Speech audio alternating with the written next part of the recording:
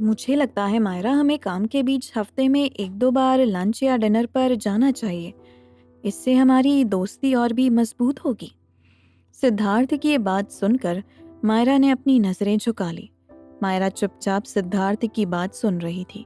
जब उसकी बात पूरी हो गई तो फिर उसने कहा, आपको पता है ना, मैं आपके ऑफिस में जॉब करती हूँ। आपका और मेरा बॉस और एम्प्लॉय का रिश्ता है, और अगर हम लोग इतनी जल्दी जल्दी डिनर और लंच पर जाएंगे तो ऑफिस का स्टाफ आपके और मेरे बारे में उल्टी सीधी बातें करेगा, जिन्हें सुनकर मुझे तो बिल्कुल भी अच्छा नहीं लगेगा। सिद्धार्थ ने खाते खाते अपनी चम्मच को प्लेट के ऊपर रखा और बोला, देखो मायरा, मैं तुम्हें अपना एम्प्लॉय नहीं मानता हूँ और ना ही खुद को तुम्हारा बॉस, क्योंकि तुम मेरी दोस्त हो।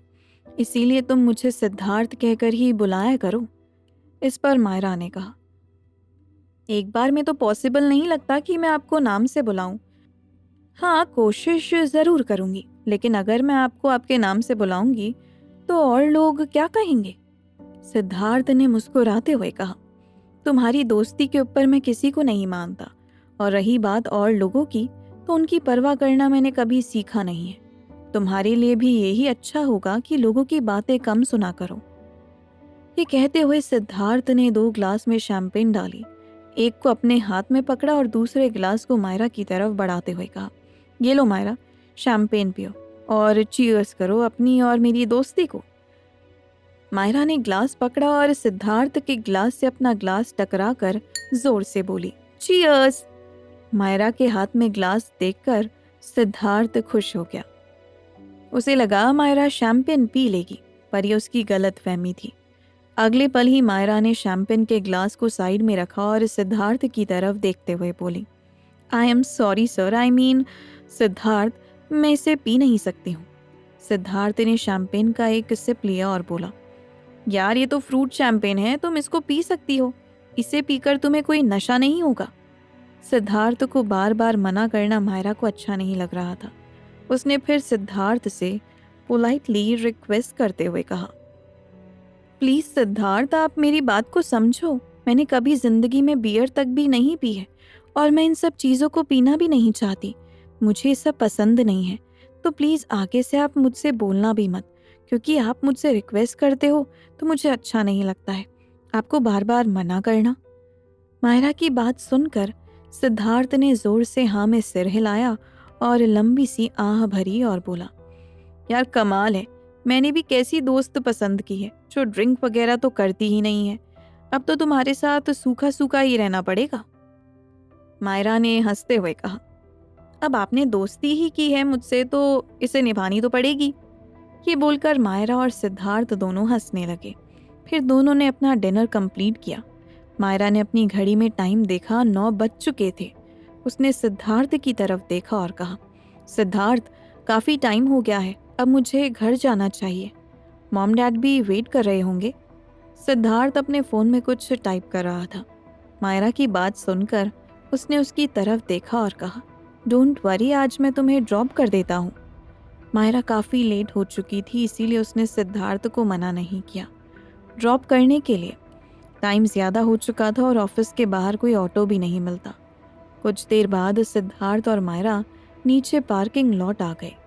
सिद्धार्थ ड्राइविंग सीट पर बैठा हुआ था और मायरा उसकी बगल वाली सीट पर बैठ गई।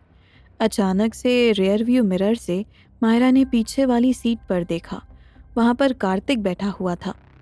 उसे देखकर साफ पता चल रहा था कि वो बहुत गुस्से में है।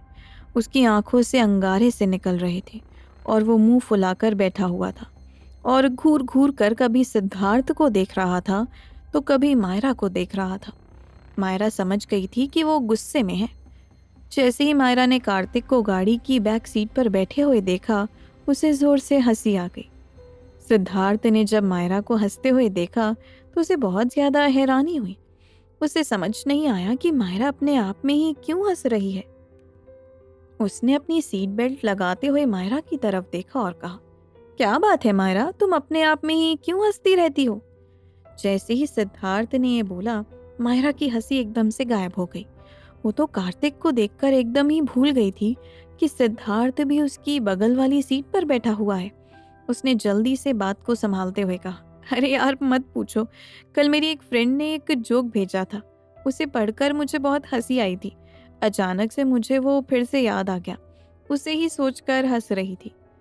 मायरा की ये बात सुनकर सिद्धार्थ को बड़ा अजीब लगा। वो सोचने लगा कि उस दिन जब मायरा पापा के घर गई थी तब भी वो वॉशरूम के अंदर अपने आप में ही हंस रही थी। ऐसा कोई कब करता है? इसके दिमाग में तो कोई प्रॉब्लम नहीं है और अचानक से इसका बर्ताव भी थोड़ा अजीब सा हो जाता है। पता नहीं इसके पीछे भी क्या कहानी है। ये सब सोचते हुए सिद्धार्थ ने फिर से कहा, ये बार बार तुम्हें जोक क्यों याद आ जाता है? मुझे तो समझ नहीं आता। मायरा को सिद्धार्थ की बातों से अंदाजा हो गया था कि उसे उस पर कुछ शक सा हो गया है, इसीलिए वो इस टोन में बातें कर रहा है। इसीलिए उसने जल्दी से कहा, अरे वो आप नहीं समझोगे, ये सब लड़कियों वाली बातें होती हैं। लड़कियों को कोई जोक याद आ जाता है तो अचानक से हंसने लग जाती हैं। मुझे तो अगर कोई जोक बहुत अच्छा लगता है और वो मुझे जितनी बार भी याद आता है, मैं इसी तरह हंसती हूँ। शायद आपको मेरी ये आदत थोड़ी अजीब लगेगी, पर आपको दोस्ती के नाते मेरी इस आदत से भी दोस्ती करनी पड़ेगी। मायरा की बात सुनकर सिद्धार्थ ने गाड़ी चलाते चलाते मायरा को घूर कर देखा, पर कुछ बोला नहीं। कुछ देर बाद मायरा और सिद्धार्थ चौधरी हाउस पहुंच गए थे। मायरा ने सीट बेल्ट खोली और सिद्धार्थ की तरफ देखते हुए बोली, थैंक यू सिद्धार्थ, इतना अच्छा डिनर कराने के लिए और घर तक छोड़ने के लिए भी। ये कहकर मायरा गाड़ी से नीचे उतर गई। तभी महेंद्र भी अपने ऑफिस से आए थे और अपनी गाड़ी से नीचे उतर रहे थे। जैसे ही उन्होंने सिद्धार्थ को गाड़ी में बैठा हुआ देखा, वो उसके पास गए और बोले, अरे बेटा सिद्धार्थ, तुम तो बहुत दिनों के बाद मिले हो। उस दिन भी डिनर पर तुम बिना मिले ही चले गए थे। उसके बाद तो तुम घर पर आए भी नहीं। चलो जल्दी से गाड़ी से नीचे उतरो और हमारे साथ डिनर करना। महेंद्र की बात सुनकर सिद्धार्थ जल्दी से गाड़ी से नीचे उतरा और उनकी तरफ देखते हुए बोला, आई एम सॉरी अंकल, इन दिनों मैं बहुत ज़्यादा बिजी था, इसीलिए आपसे मुलाकात नहीं हो पाई। जल्दी ही टाइम निकाल कर आऊँगा और आपके साथ डिनर भी करूँगा। फ़िलहाल तो आज मैं आपके साथ डिनर नहीं कर सकता क्योंकि मैं खाना खा चुका हूँ। अभी मैं चलता हूँ, जल्दी ही आपसे मिलूँगा। ये कहकर सिद्धार्थ जल्दी से अपनी गाड़ी में बैठा और तेज़ी से गाड़ी चलाता हुआ चौधरी हाउस से बाहर निकल गया। सिद्धार्थ के जाने के बाद महेंद्र और मायरा घर के अंदर आ गए। सुनैना ने जब मायरा और महेंद्र को एक साथ आते हुए देखा तो वो खुश होते हुए बोली, क्या बात है, आज बाप बेटी एक साथ आ रहे हैं? महेंद्र ने हंसते हुए कहा, अरे उस बात को छोड़ो, मुझे बहुत तेज भूख लगी है। जल्दी से खाना लगाओ, मैं फ्रेश होकर आता हूँ। महेंद्र के कहने पर सुनैना ने जल्दी से सर्वेंट के साथ मिलकर खाना लगाया। मायरा भी अपनी माँ के साथ उसकी हेल्प करने लगी। कुछ देर बाद महेंद्र कमरे से निकल कर आए और डाइनिंग टेबल पर आकर बैठ गए। कुछ देर बाद खाना खाने के लिए शनाया भी डाइनिंग टेबल पर आकर बैठ गई। मायरा सोफे पर बैठी हुई कोई फाइल पढ़ रही थी।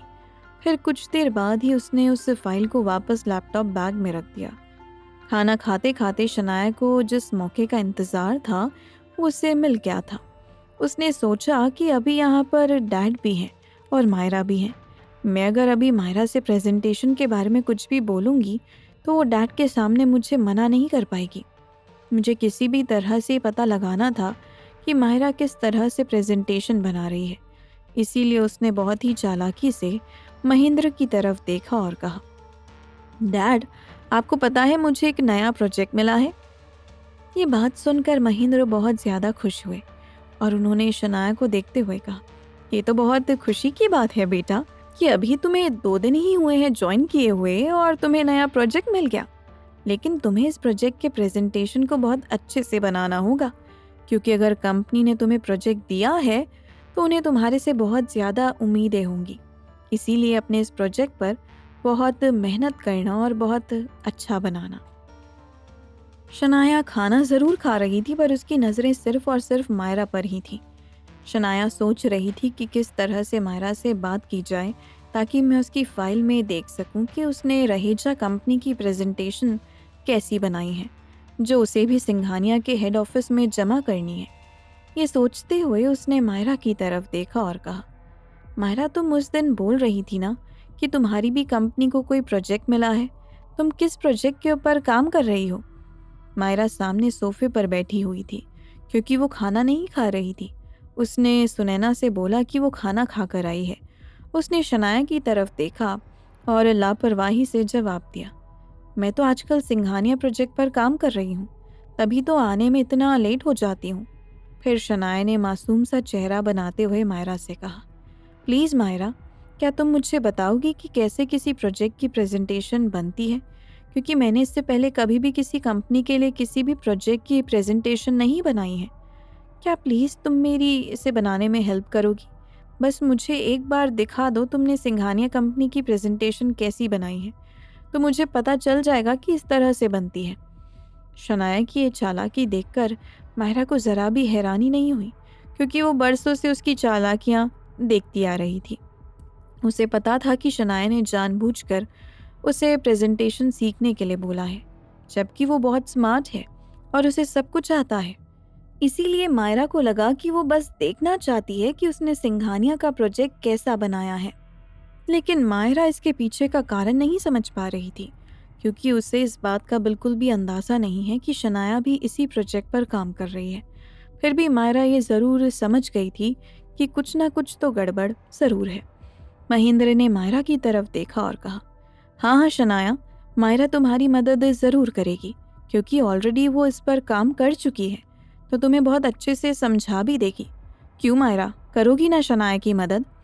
इससे पहले कि मायरा कोई जवाब देती, तभी वहाँ पर सुनैना हाथ में ट्रे लिए हुए आ गई और सबको गरम गरम गाजर का हलवा देते हुए बोली, क्यों महेंद्र, हमारे लिए कितनी खुशी की बात है कि हमारी दोनों बेटियां बड़ी बड़ी कंपनियों में काम कर रही हैं।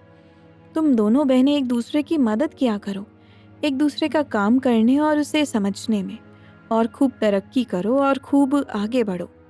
सुनैना की बात सुनकर मायरा ने हलवा खाते हुए सिर हिलाया और हलवा खाने के बाद मायरा अपने कमरे की तरफ जाने लगी। जैसे ही शनाया ने मायरा को अपने कमरे की तरफ जाते हुए देखा, वो तेजी से उसकी तरफ लपकी और जोर से आवाज लगाते हुए बोली, रुको मायरा, मैं भी तुम्हारे साथ तुम्हारे कमरे में चल रही हूँ। ये बोलकर शनाया मायरा के साथ उसके कमरे में आ गई। मायरा ने जैसे ही कमरे के अंदर कदम रखा, अचानक से उसकी नज़र सामने शीशे पर पड़ी। कार्तिक गुस्से में बैठा हुआ था और मायरा को घूर घूर कर देख रहा था। मायरा ने बड़ी मुश्किल से अपनी हंसी को रोका। उसे इस टाइम कार्तिक बहुत फनी लग रहा था। अगर अभी यहाँ पर शनाया नहीं होती तो वो बहुत ज़ोर ज़ोर से हंसती। तभी मायरा ने शनाया से नज़रें चुराते हुए फिर से शीशे की तरफ देखा तो कार्तिक उससे मना कर रहा था अपना प्रोजेक्ट दिखाने के लिए। मायरा को कार्तिक की बात समझ में तो आ गई थी, पर उसे समझ नहीं आ रहा था कि अब वो शनाया को किस तरह से मना करे, क्योंकि वो उसके कमरे में आ चुकी थी। वो सोचने लगी कि अगर वो उसे अचानक से मना कर देगी तो शायद उसे शक हो जाएगा। मायरा शनाया को टालने के लिए कोई रास्ता ढूंढ रही थी। अचानक से उसे एक तरकीब सूझी। उसने अपना लैपटॉप बैग चेयर पर रखा और शनाया को ऐसे दिखाने लगी जैसे कि वो इसके अंदर फाइल ढूंढ रही हो। शनाया बेड पर बैठी हुई मायरा को देख रही थी। तभी अचानक से मायरा पलटी और उसने शनाया की तरफ देखते हुए अपने सिर पर हाथ मारा और बोली, अरे यार, वो प्रोजेक्ट वाली फाइल तो मैं ऑफिस में ही भूल आई हूँ।